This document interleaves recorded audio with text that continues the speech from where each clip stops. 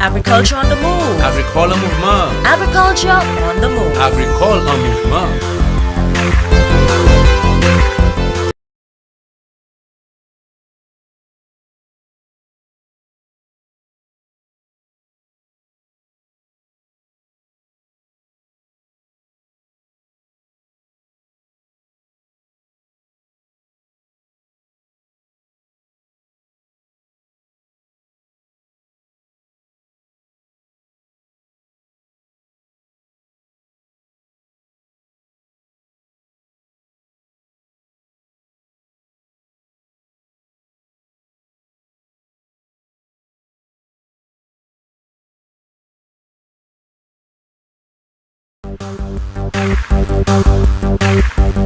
Agriculture on the move. Agricole mouvement. Agriculture on the move. Agricole en mouvement.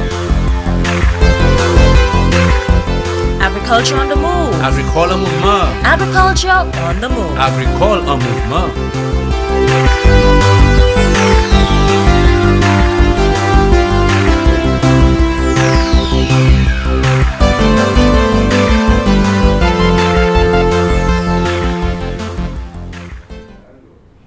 Hello again, viewers, and welcome to the program Agriculture on the Move. I am Philip Sidney, your host. Before I delve into my program, I would like to thank the viewers of this program who would meet me from time to time and to thank me for the production and the information that is being disseminated island-wide and, of course, the rest of the world. They think it's apt, and they continue to tell me to continue to do the good job that that has been done. This program is produced by the Ministry of Agriculture, Fisheries, Physical Planning, Natural Resources, and the Co-Operatives. I also like to reach out to the huskers out there, the farmers who are by the market selling, and I know things are really, really rough with you. Some of you are in the hot sun. I know it's tough, so just hang in there, hang in there. It will not be for too long. The banana farmers, I want to say again to you, the hardworking banana farmers, I know things are still rough with you. Some of you have not gotten paid for week 13 to 20, but that is on the way. I was told the help is on the way, so not too long from now you should get pay. I want to say to Sepa and Darren and the guys down in the Mabaya Valley, I'm sure you're tuned to the program. The vegetable farmers, Byron and the guys up in the Techime area, and of course the coconut vendors out there. I want to say hello to you because this program today is really to highlight the coconut industry in St. Lucia, where it's at, and of course what is to come. With me today to discuss this topic is Mr. Kenny Daniel, who is the chairman of the National Stakeholder Platform for Coconuts here in St. Lucia, better known as Coco. Welcome to the program, Mr. Daniel. Thank you, Mr. Sidney. And good day to all my viewers. Yeah, man. Yeah, it's been a pleasure. Yeah, man. So, Coco, it's nice to have you on this program today because a lot is happening in the coconut industry and a lot of information have not been disseminating out there to the public. So we need to know what's happening. Just a little history. Coconut is a big thing in St. Lucia, as you know, yeah, Kenny. Definitely. I mean, we talk about soufre and the coconut factory, and the copra and the oil and all the other derivatives. Yeah. Take us back to this in your heyday. Okay. What we have happening now is that there's a project, a regional agricultural ministers realized that there was this issue with coconuts, and they came together, and then they had a survey done, and then eventually London Mills, which is a consulting firm, came together and approved coconut industry development for the Caribbean. That started off in 2015, and was just phase one of the project. We had 9 members of the CARIFORUM region involved in that project, and we ran from Suriname to Guyana to Jamaica. So that project, basically what it did was to ensure that we took record of what was really happening. And for us in St. Lucia, there was little available. I think the last time we had some information was from the census. And when I saw the figures that were there, I said, well, I spoke to Kem Rajabatis, who is Extension Officer, and we agreed that we will look at the larger states. And the largest state in St. Lucia for us is about 50 acres. So we came up with a number of 173 larger states and a total acreage of about 13,772 acres. But what the objective of the project? What was really the objective of the project? The objective was just to ensure that we can get the products sold, get better organization amongst the farmers, get some of the, everybody figured that they could do the coconut water and the standard was not there and all these kind of things. To put standards in place to ensure that the food safety issues were addressed and not doing everything haywire. Was this supposed to be done by individual farmers, or was it a sort of a cooperative? No, well, actually what started off was individual farmers, and then we realized it doesn't make much sense to go individual farmers. We can achieve much more if we come together as a group and develop a cooperative that will market the products. Right. So we market the coconut water, we'll market the grated coconuts, the coconut oil, the virgin coconut oils. And rather than have everybody, like you go down into Viewport on a Saturday and you see a number of small vendors with the virgin coconut oil and the coconut oil. And then, when you look at it, you figure, well, hey, we can do something better. It doesn't have a label, it's not traceable. So if we come together, we can put things in place and do something better. That project began in 2015? 2015, and we went up to the first phase 2018. Okay. So what was achieved within that period of time? Okay, within the region, because we're talking about CARIFORUM. Yeah, but I'm talking about St. Lucia per se. Well, we trained the extension officers, all right? We had public and private sector involvement in the NSP. We were able to come up with some data in terms of cost of production.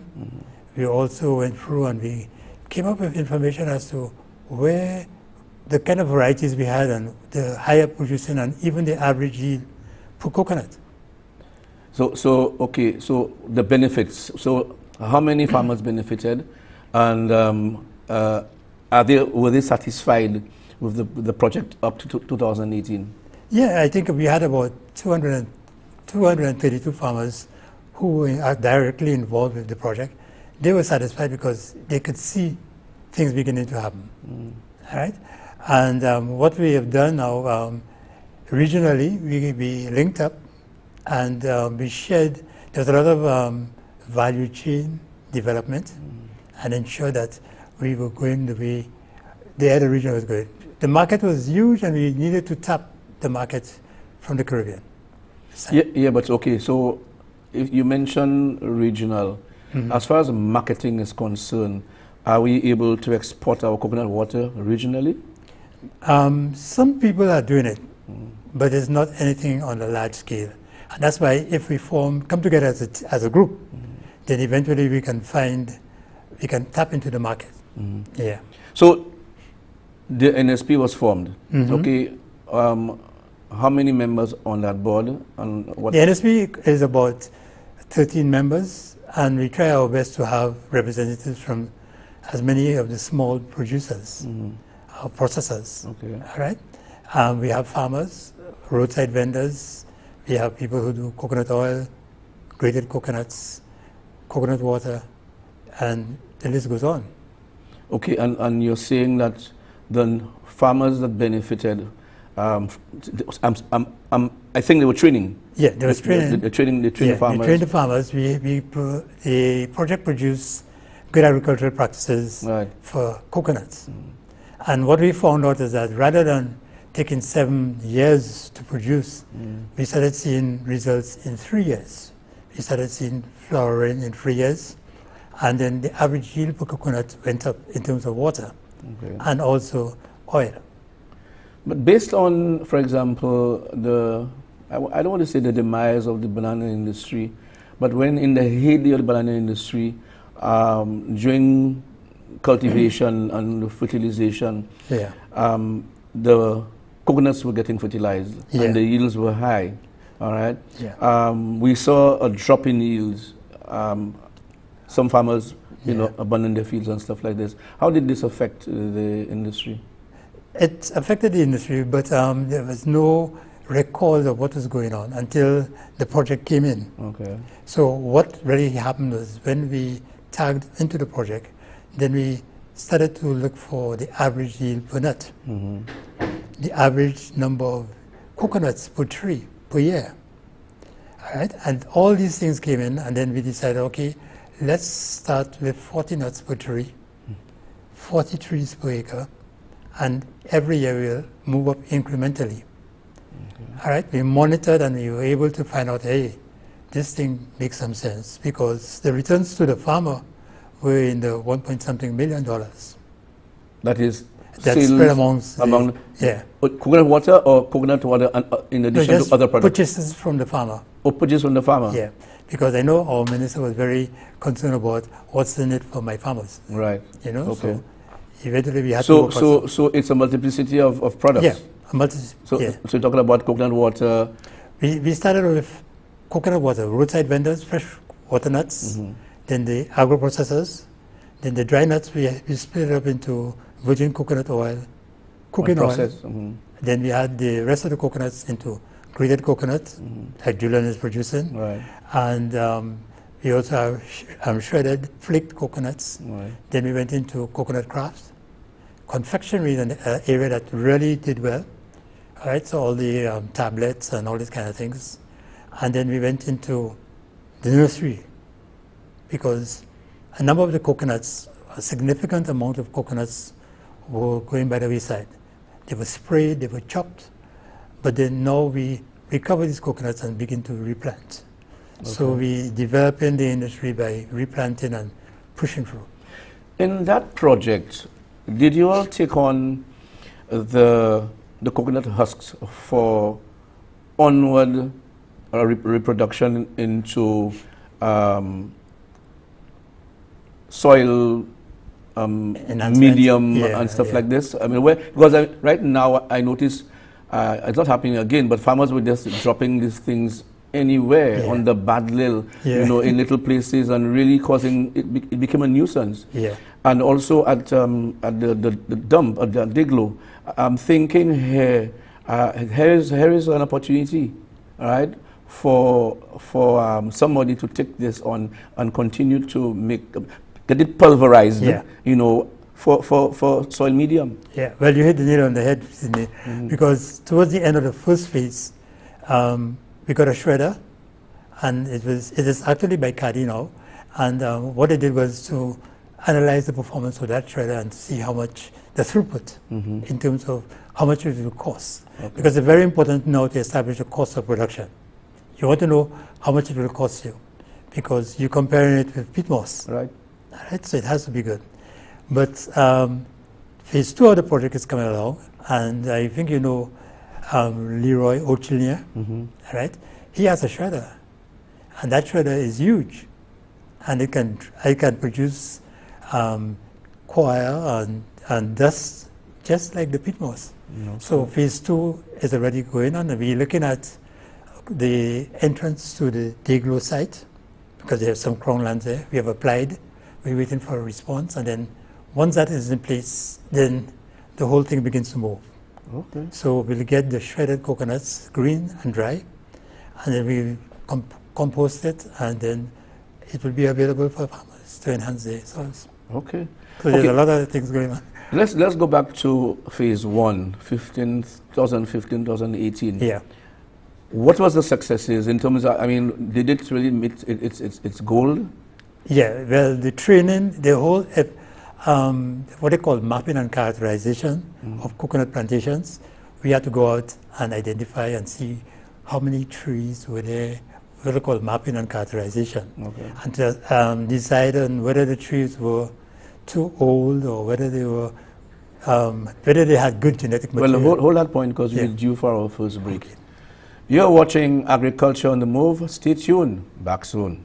What's in the food you're eating? Do you really even know? All the chemicals and hormones used to accelerate their growth.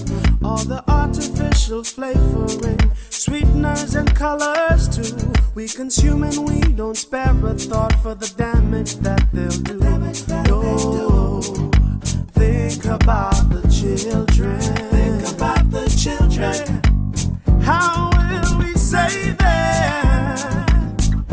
Chemicals and GMOs are not the solution. Use organic and join. Excessive agrochemical use, additives, and genetically modified foods are harmful to health and the environment. Join the good food revolution. Grow, buy, and consume organic. A message from Rise St. Lucia and the Ministry of Sustainable Development with funding from the GEF Small Grants Program, UNDP. The good food revolution. Welcome back to the program, Agriculture on the Move, and of course with me is Mr. Kenny Daniel, better known as Coco, in some of us who know him, who have done and is still doing a tremendous job in bringing farmers, the coconut farmers together to ensure that there is proper streamlining in that industry, and I think they have done very, very well. Coco has been involved in this area for a while. Though he's a livestock man, I'm sure you'll never forget that. So, Coco, let's go back to the ending of phase 1. Yeah. You said about the mapping and the characterization. Yeah, mapping and characterization, because we needed to know what was really on the ground, all right? And we could not go to every farmer, because if you look at St. Lucia from topographical situation, you realize that everywhere is coconuts, all right? And what we did was focus on the larger states, because we needed to start somewhere. And I think Kemwell, when I spoke with Kemwell, he agreed that, okay, let's work with the larger states, and he gave me the list. That information was present. Okay. So it allowed me to go in and apply different percentages and to come up with a picture of what can happen if we expand. Okay. Yeah. We are speaking about stakeholders. The Ministry or Department of Agriculture is involved. Yeah. And CAD is involved. Any other? Well, we work with ICA, all right, and there was the ITC. So how are these stakeholders? What are their roles? No, they come to the meeting and they share their experiences, because some of them are working in other countries, and they can pull resources. If we need some assistance, then we can get, for example, ICA can go to Latin America, get some resources for us. When we're bringing in the tissue culture, coconuts, so that was disease resistant, they played a pivotal role in trying to ensure that the protocols were in place and we were following them, and everything was in the making to have the plants in St. Lucia. Okay, so those plants are here? Those plants came in, well, we had 2 sets, and maybe about 2 years ago, you know, and then... So are they out there, are they planted already? Some plants are and out, is there and some monitored. monitoring and evaluation, right? Yeah, but the problem we had is that although we followed the protocol to a T, some of the plants got stuck in the US, in Florida, and by the time Amerijet could not take them because their schedule, they had to stick to the schedule. These plants went to Barbados and then they were stuck there again. So the mortality was very high? Yeah, definitely very high. Okay. But the few that survive, we continue to monitor them and make sure that, because they're supposed to be disease resistant to lethal yellowing. Right. Now, if we have lethal yellowing and we end up in a situation like Antigua or maybe some Jamaica, then we can lose all our coconuts on the island. Right. So we want to make sure that we have You're step something. ahead. Yeah. Okay. Yeah. But Coco, let me ask you. I'm sure it's not plain sailing. I mean, what were the bottlenecks in the phase 1 and the phase 2 program? Bottlenecks with the financing. Okay. Yeah, because Financing to do what?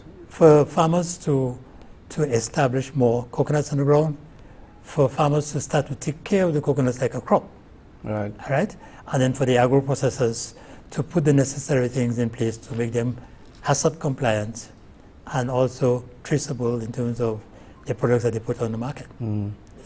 So coconut water is the biggest enterprise in the coconut industry now? It's supposed to be coconut oil, but then I think coconut water is definitely the biggest now. There were lots of problems with the vendors. Especially we had a problem with them in the north of the island. We also had a problem with them even in central of Fisheries, as far as a venue for vending the product. What's the situation? I know the platform is assisting in that regard? Yeah, the platform is responsible for addressing the needs of the vendors. Right? I take special care of the guys by the market, by marketing board, because when you realize they're not an organization that takes care of them, so they can be pushed. And today they push one direction, and then next time they push another way. Marketing board is supposed to be demolished. What happens to them? All right. So that's one of the things I was looking at, and then because of that, I said, hey, we need to form an association or a cooperative that can address your needs. And so far, we are doing good as far as the cooperative is concerned. We have the bylaws, we have the registrar and his team on board. And I must say that I was very surprised, and when I saw the amount of efforts that they put in this whole cooperative development for the coconut vendors and stakeholders. I still have some concerns with the delivery of the coconut water, that product, to consumers and how it's done. Because I don't know whether the utensils that are being used, sanitized or disinfected, the cutlass, we talk about leptospirosis and the coconut staying overnight by the market, and the Fisheries is infested with rodents. Is there something in place whereby each farmer can go to that, processing area, and they can actually process the nuts there under hygienic conditions, so that the public is satisfied that they are buying a wholesome product? Just to clarify one thing, because the bottles, for example, are clean. They purchase from the stores. The coconuts no longer stay by the market nighttime. All right. So you get a situation where they are washed by the coconut roadside vendors, and then they take in about 3 o'clock in the morning. They buy the Fisheries markets and they start to bottle. The concerns that you have here is with bottling and cutting and then pouring and then the dust. And the dust so around, although we have clean bottles and everything in place, there might be some cross-contamination with the dust. And of course the Ministry of Health, the Bureau of Standards, the Ministry of Agriculture, OECS, all of them have had food safety training with these vendors. But it is still what you're talking about in terms of getting a place. That is one of the main objectives of the formation of the cooperative, to get everybody together and to bring them to a location where they can cut the coconuts under sanitary conditions, bottle the water under sanitary conditions, put a label, it's traceable, and it goes to the supermarket, and you can follow through. There are still concerns about persons with containers, coolers, and you have a vendor with coconut bottles in his hand. People are saying some of the bottles are mixed with water. Right? There's some concerns there. Is there a constant monitoring of these mini processing plants, as you may say, to ensure that, are they HACCP certified or whatever, so that the public is, because honestly, I know the farmers that are producing coconut water, and I will go to them. And other than that, I may not purchase. I may not just stand by the roadside, especially on the way going to Grosley, and the guy would point a bottle of water at me, and there for me just to take it. I don't know. Am I wrong? No, you're not wrong, because coconut water is like milk, and you know how fast milk spoils. If you allow coconut water to be exposed and it's at a temperature greater than 4 degrees, then it begins to spoil. Right? And then one of my concerns is that you see a lot of people up north, showing the coconut water. Right? The temperature of that coconut water is too high already. Exactly. The situation of putting water in the bottles, you have to be a genius to mix water and coconut water. Because, there is body to the coconut water. Water, ordinary Wasco water is just flat, right? And if you mix the two of them together, I don't see how you can mix it, because it's definitely going to be different. You taste it and you immediately say, hey, you have water in that. But what happens is some of that is frozen.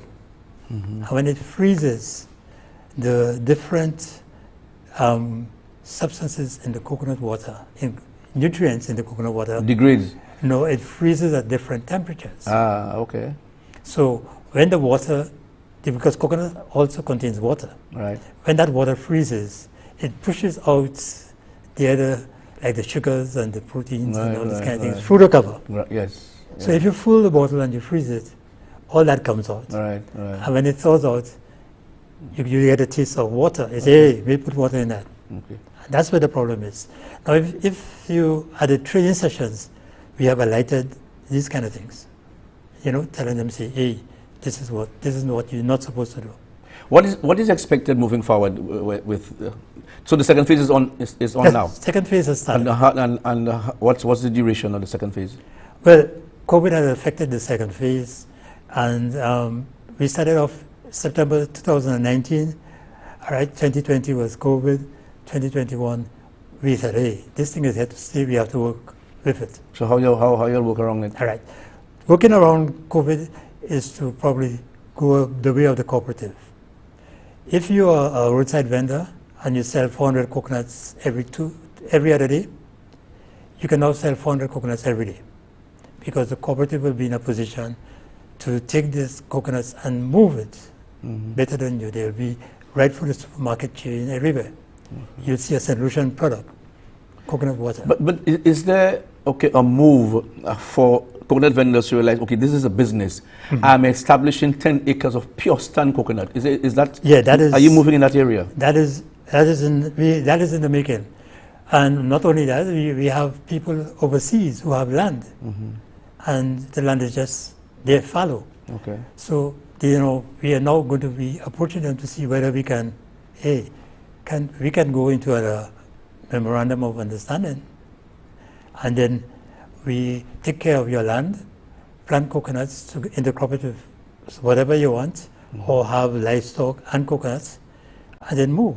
Briefly mention something about an outlet in the north where it will be established pretty soon called Bagay Cocoa? Tut Bagay Cocoa. Tut Bagay Cocoa.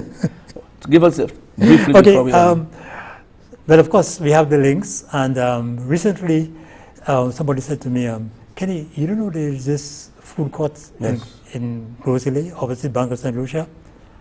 I said, no, well, I don't really travel up to the north because there's traffic jam and all these kind of things. I sit down. Yeah. And then when I went, I was surprised. I said, okay, let me see what we can do. So I went to the Grosley Council and spoke with the mayor, and he was very accommodating. And then he said, hey, this is an excellent idea.